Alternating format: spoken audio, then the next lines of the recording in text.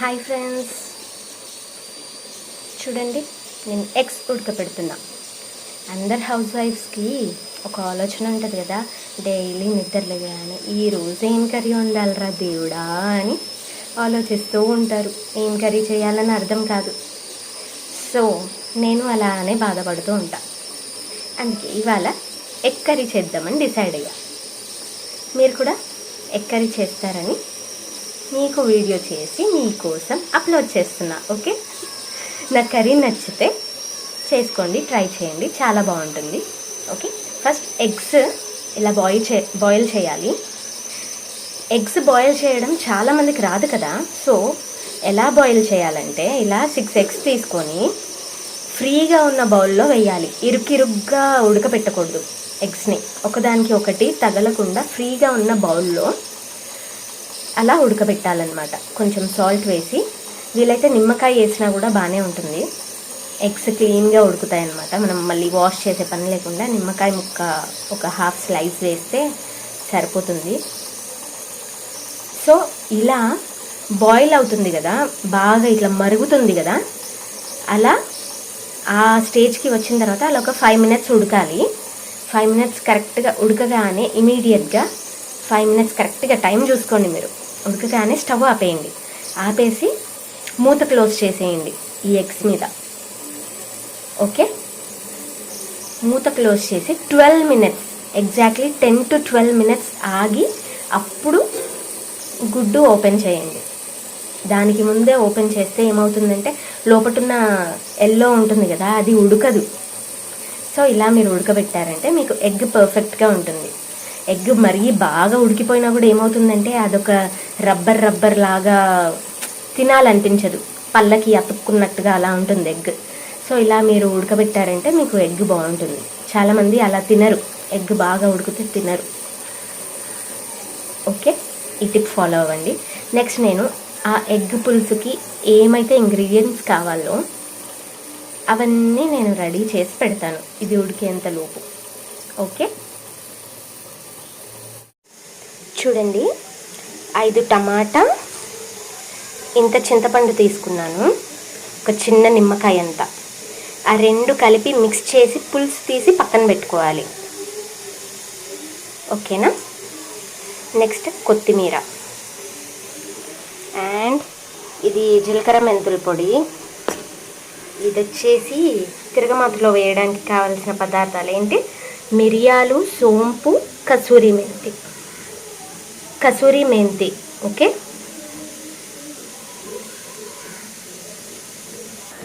చూడండి, onion cut చేస్తున్నా, ఒక పెద్ద ఆనియన్ అన్నమాట.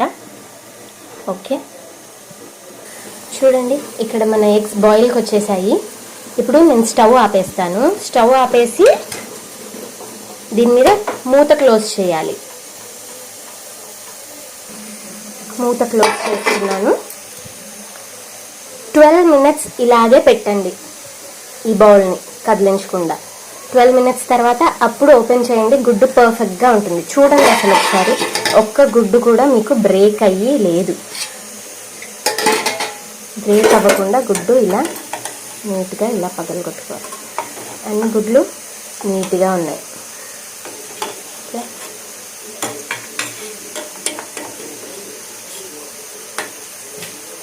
ఇలా ఇదేదో ఈ ఒక్క గుడ్డు కొద్దిగా అదేమన్నా డ్యామేజ్ ఉంటే అలా అవుతుంది, కానీ అది పగలడం కాదు, కొంచెం ఇలా ఇలా వచ్చింది. ఇదేం ప్రాబ్లం లేదు. ఒకదానికి ఒకటి తగలకుండా ఉడకబెడితే అన్నీ పర్ఫెక్ట్గా ఉంటాయి ఎగ్స్. సో ఇప్పుడు అది 12 మినిట్స్ అలాగే పెట్టండి. నెక్స్ట్ కర్రీకి ప్రిపేర్ అవుదాం. ఆనియన్స్ వచ్చేసి ఇలా కట్ చేసుకోవాలండి, నిలువుగా కాకుండా ఇలా చిన్నగా. ఓకేనా, ఆమ్లెట్కి కట్ చేసుకుంటాం కదా అలా. చూడండి, టొమాటో, చింతపండులో నేను ఇప్పుడు 1 స్పూన్ ఉప్పు వేసా, ఇంకో స్పూన్ వేస్తున్నా. 2 స్పూన్స్ సాల్ట్ వేసి దాన్ని ఇప్పుడు పులుసు తీసుకోవాలి. మనం చెత్త అంతా తీసి పారేసి జస్ట్ పులుసు మాత్రం తీసి పెట్టుకోవాలి, చెత్త లేకుండా. ఓకే, ఇప్పుడు కర్రీ ప్రాసెస్. ఇది చింతపండు, టమాటా, మనం పిసికి పెట్టుకున్నాం కదా ఆ పులుసు అండి. అందులో సాల్ట్ ఉంది, నెక్స్ట్ కారం 1 2 3. పులుసులు అన్నీ కారంగా ఉంటే బాగుంటుంది. ఒక హాఫ్ వేసా. ఓకే, 3.5 స్పూన్ కారం వేసాను. సాల్ట్ ఇంకా కొంచెం వేస్తున్నా. ఓన్లీ ఒక హాఫ్ టీ స్పూన్ వేసాను అంతే. సాల్ట్ వచ్చేసి 2.5 స్పూన్ ఉంది, కారం వచ్చేసి 3.5 స్పూన్ ఉంది. ఓకే, నెక్స్ట్ మనకి ధనియాల పొడి ఉంది కదా,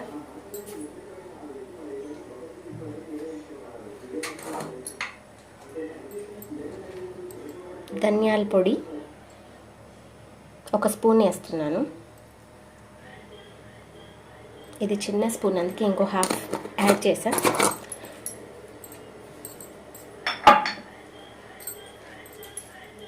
ఓకే అండి, పులుసులో ఇది ఇలా వేసి పెట్టుకున్నాను. నెక్స్ట్ టర్మరిక్ పౌడర్ కూడా కొద్దిగా వేసేద్దాం. హాఫ్ స్పూన్ చాలు, టర్మరిక్ పౌడర్ ఎక్కువ వద్దు.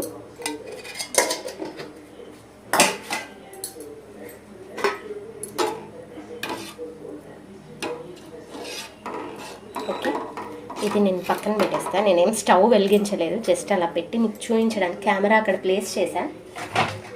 నెక్స్ట్ ఇప్పుడు బాండీ పెట్టుకుందాం స్టవ్ పైన. స్టవ్ వెలిగించి ఇప్పుడు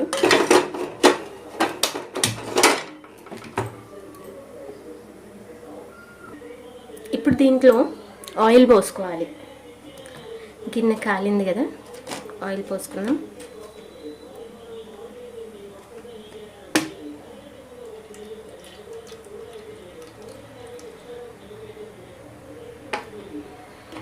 ఒక 3 టేబుల్ స్పూన్స్ ఆయిల్ అండి.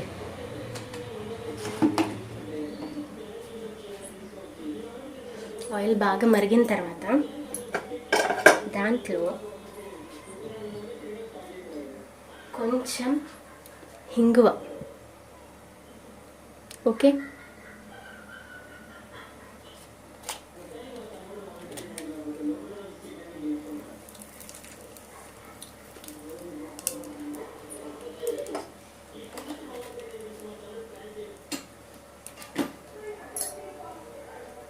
అది క్యాప్ ఓపెన్ ఉంది.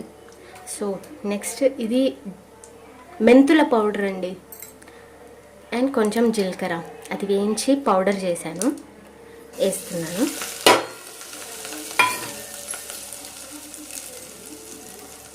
అందులో ఇప్పుడు ఆనియన్స్ అండ్ కరివేపాకు వేసాను.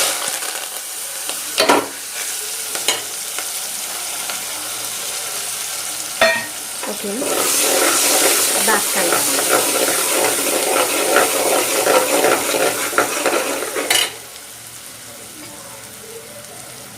అండ్ ఈ మిరియాలు, సోంపు, కసూరి మెంతి ఇవి కూడా వేసేయండి.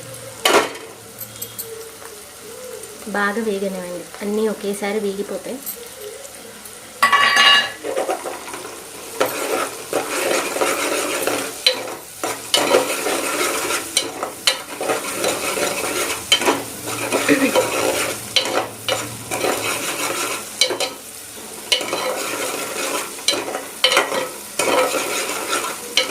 ఆనియన్స్, కసూరి మెంతి, మిరియాలు, సోంపు, హింగువ అండ్ ఏమేసాను, మెంతుల పౌడర్.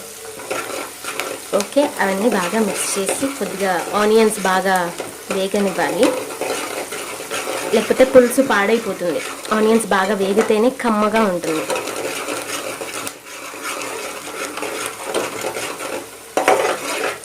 దాంట్లోనే ఇది జింజర్, అల్లం, ఇంత చాలు అల్లం. ఓకే, ఇది స్మాష్ చేసి వేస్తాను.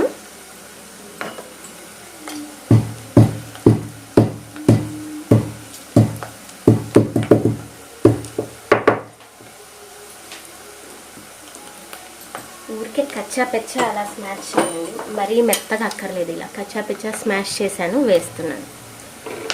అండ్ వెల్లుల్లి ఒక 10 ఉన్నాయి, 10-11 ఉన్నాయి.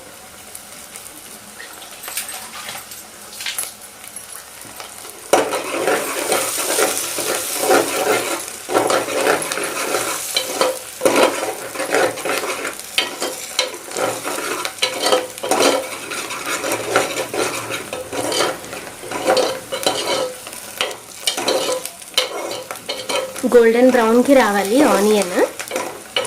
అలా వచ్చిన తర్వాత అప్పుడు మనం ఇందాక తీసి పెట్టుకున్న పులుసు ఉంది కదా, చింతపండు పులుసు, అది దీంట్లో పోసేయాలి.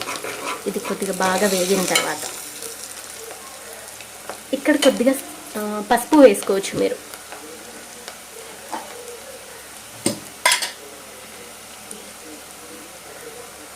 కొద్దిగా, మరి ఎక్కువ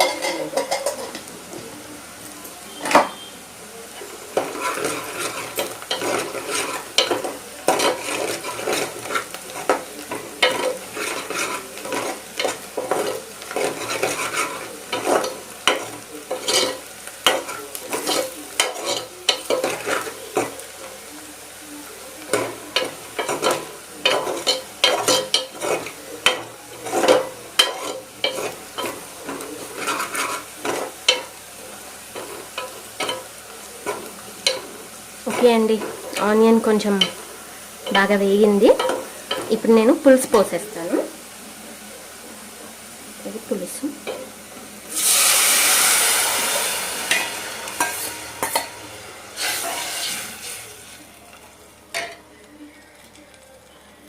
ఒక్క చుక్క వేసి ఓకే, క్లీన్డ్.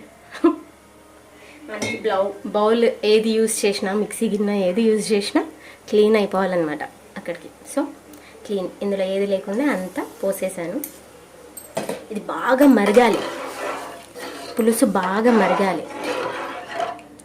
దీని మీద ఇప్పుడు మూత పెడదాం మనం. ఒక 5 minutes బాగా మరిగేలాగా మూత పెట్టేద్దాం.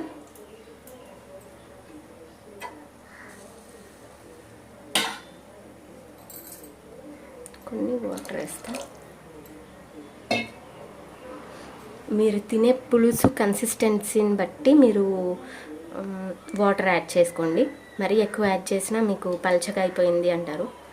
మాకు రసంలాగా, పులుసులాగా కావాలి కాబట్టి, పల్చగా కావాలి కాబట్టి నేను వాటర్ యాడ్ చేసుకున్నా.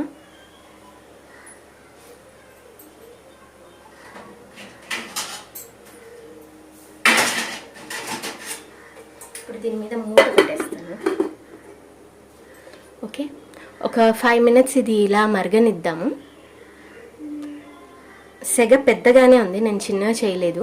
పెద్ద సెగ మీదే కాసేపు మరగనిచ్చి ఇంకో 2-3 minutes సన్న సెగ పైన బాగా మరగనిద్దాం మూత తీసిన తర్వాత. చూడండి ఫ్రెండ్స్, ఈ ఎగ్స్ ఉన్నాయి కదా, 12 minutes ఏంటి 15 minutes కూడా అయిపోయింది. ఇప్పుడు నేను ఇది ఓపెన్ చేసి పెట్టేస్తాను. గుడ్లు ఒలిచి పెట్టేద్దాం. యాక్చువల్లీ మీరు ఎంత టైం పెట్టినా ఇంక ఇబ్బంది లేదు, ఎగ్ హార్డ్ అవ్వదు, సాఫ్ట్గా బాగుంటుంది. ఈ ఎగ్ హార్డ్ అయిందంటే అదొక రబ్బర్గా అలా రబ్బర్ టేస్ట్గా ఉంటుంది. సో అందుకే ఆఫ్టర్ 12-15 minutes తర్వాతే మీరు ఓపెన్ చేయాలి. దానికన్నా తక్కువ టైంలో ఓపెన్ చేస్తే గుడ్డు లోపల గుడ్డు సోనా ఎల్లో ఉంటుంది కదా, అది కారిపోయి అలా వస్తుంది, సరిగ్గా ఉడకదనమాట. అందుకని ఇమీడియట్గా ఓపెన్ చేయొద్దు. ఒక 10 minutes అట్లా మూత క్లోజ్ చేసి 15 minutes తర్వాతే ఓపెన్ చేయండి ఇది. ఓకే, ఇప్పుడు 5 minutes అయిపోయింది. మన పులుసు ఉడికింది. చూద్దాం ఎంతవరకు ఉడికిందో. చూడండి,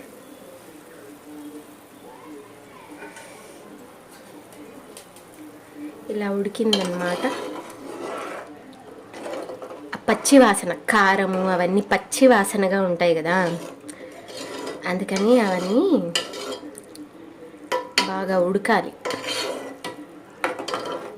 ఆయిల్ బాగా తేలిపోయే వరకు బాగా ఉడకని నేను కొత్తిమీర వేసేస్తున్నాను. నేను ఎగ్స్ కూడా ఇప్పుడే వేయనండి కర్రీలో, బికాజ్ ఇంకా ఉడికిపోయిందంటే ఎగ్స్ హార్డ్ అయిపోతాయి, మా ఆయన తినరు. సో అందుకే నేను వేయను. ఎగ్ వేయించుకొని అలా తినే వాళ్ళైతే కర్రీ ప్రాసెస్కి ముందే ఆయిల్లో ఎగ్ని ఒక హాఫ్ ఆర్ 1 మినిట్ అలా ఫ్రై చేసుకొని ఒక సాఫ్ట్ లేయర్ అట్లా క్రిస్పీగా వచ్చేలాగా ఒక హాఫ్ మినిట్ ఆర్ 1 మినిట్ అట్లా వేయించుకొని ఆయిల్లో తీసి పక్కన పెట్టేసుకొని తర్వాత నూనెలో మిరియాలు సోంపు అవన్నీ వేసి అలా చేసుకోండి కర్రీ. వేయించుకొని తినేవాళ్ళు ఉంటే. మేమైతే అలా తినమండి. మా హస్బెండ్కి అలా నచ్చదు, ఆయనకి సాఫ్ట్గా అలానే ఉండాలి. సో నేను ఈ పులుసు మరిగినా కూడా దీంట్లో ఇప్పుడే వేయను, స్టవ్ ఆపేసిన తర్వాతే వేస్తాను నేను ఎగ్స్. స్టవ్ ఇలా మరుగుతున్నప్పుడు, కర్రీ మరుగుతున్నప్పుడు నేను వేయను. లాస్ట్కి స్టవ్ ఆపేసి అందులో వేసి పెట్టేస్తా. ఒకవేళ ఈరోజు సాటర్డే అనుకోండి, మేము నాన్ వెజ్ తినము. సో మా ఆయన తింటాడు, అందుకోసం నేను ఏం చేస్తాను, ఎగ్స్ వేయను. ఈ పులుసు నేను పక్కన తీసి పెట్టుకుంటా. ఎగ్స్ మొత్తం అన్ని కర్రీలో వేసేయను. ఈ పులుసు నేను పక్కన తీసి పెట్టేసుకొని అప్పుడు ఎగ్స్ యాడ్ చేస్తా. నా కోసం నేను పక్కన తీసి పెట్టేసుకొని అప్పుడు ఎగ్స్ యాడ్ చేస్తా. అప్పుడు నాన్ వెజ్ కాదు కదా, అది వెజ్ అవుతుంది. బెండకాయ పులుసు, చేపల పులుసులు ఏవైనా ఈ మాదిరిగా. ఇంకొకటి ఏంటి, చామగడ్డ, బంగాళదుంప, ఇవన్నీ పులుసులు కూడా ఈ మాదిరిగా మీరు చేసుకున్నారంటే సూపర్గా ఉంటుంది టేస్ట్. ఇదే ప్రొసీజర్లో చేయండి, అన్నీ కూడా ఈజీ వే. ఇలా చేసేసుకుంటే అయిపోతుంది. మనకు ఆయిల్ కొంచెం పైకి తేలే వరకు, ఇప్పుడు నేను సన్నసగ చేసేసాను, నేను గుడ్లన్నీ ఒలిచి పెట్టేసే వరకు అది ఉడుకుతూ ఉంటుంది. ఆయిల్ అంతా పైకి తేలే వరకు అలానే బాగా ఉడికిపోతే సరిపోతుంది కర్రీ. ఓకే, నేను ఇప్పుడు మూత క్లోజ్ చేస్తున్నా. సన్నసెగన అది అలానే ఉడకనిస్తాను. ఇప్పుడు ఎగ్స్ ఒలిచి పెట్టేసుకుంటాను. చూడండి ఫ్రెండ్స్, కొన్ని ఎగ్స్ కొత్తవి అయ్యి ఉంటే ఇలా వస్తుంది, సరిగ్గా రాదు. అది ఎందుకో నాకు అర్థం కాదు. పైన ఒక ట్రాన్స్పరెంట్ లేయర్ ఉంటుంది, దానివల్ల ఈ గుడ్డు పుచ్చ అనేది సరిగ్గా రాదు. చూడండి, ఆ లేయర్ ఎక్కడుందో దాన్ని కూడా ఎత్తేసిన ప్లేస్ నుంచి మనం ఇలా ఒలుచుకుంటూ వస్తే అప్పుడు బాగుంటుంది. చూడండి, దీనికి ఈ లేయర్ అన్నమాట. ఈ లేయర్ ఇలా ఉంటుంది, ట్రాన్స్పరెంట్ లేయర్. దానివల్ల ఎగ్ ఇలా అయిపోతుంది. మనం ఒలిచేటప్పుడు ఇదిగో ఇలా ఎగ్ కూడా లేసి వచ్చేస్తుంది. అలా ఉన్నా చూడ్డానికి బాగోదు కదా. సో అన్నీ చూసి జాగ్రత్తగా ఆ లేయర్ కూడా వచ్చేసే వరకు కొంచెం ఇట్లా బాగా తీయాలి. కొత్త ఎగ్స్ అయితే ఆ ప్రాబ్లం వస్తుంది. చూడండి, ఇలా వస్తుంది.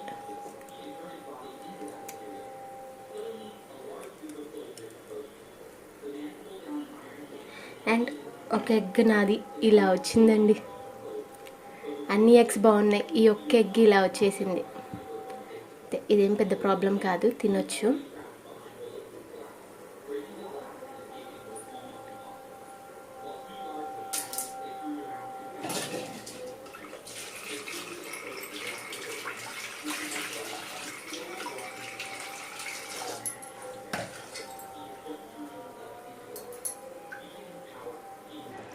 మూత తీసానండి. ఇప్పుడు ఒక 2 మినిట్స్ అలా నూనె పైకి తేలుతూ ఉంటుంది. ఆ నూనె పైకి తేలే వరకు కొద్దిగా ఒక 2 మినిట్స్ మూత తీసి ఉడకనిచ్చేసి స్టవ్ ఆపేసి నేను ఎగ్స్ అందులో వేసేస్తా. అంతే, కర్రీ రెడీ. చూడండి గాయ్స్, ఆయిల్ పైకి బాగా తేలుతుంది చూడండి. ఇలా ఆయిల్ పైకి వచ్చిందంటే కర్రీ అయిపోయినట్టు, కర్రీ రెడీ.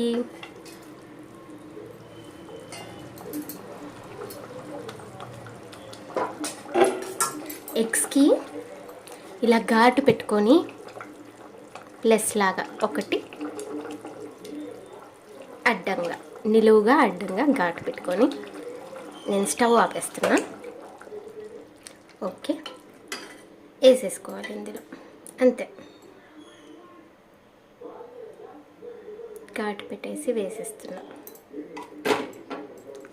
ఈ గుడ్డు నేనే తినాలి ఫ్రెండ్స్. నేను నా కూతురే, ఇలా డ్యామేజ్ అయిన గుడ్లన్నీ నేను నా కూతురు తింటాం. ఇది పర్వాలేదు, తింటాడు.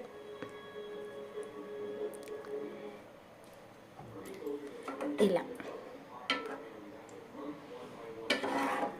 ఓకే గాయ్స్, మన curry, egg curry, tasty egg curry ready. Taste చూద్దాం. నా ఎక్స్ప్రెషన్ మీకు కనిపించదు.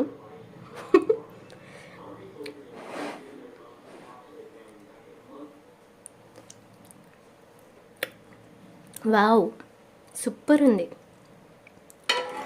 ఉప్పు కారం అన్నీ బాగా సరిపోయినాయి.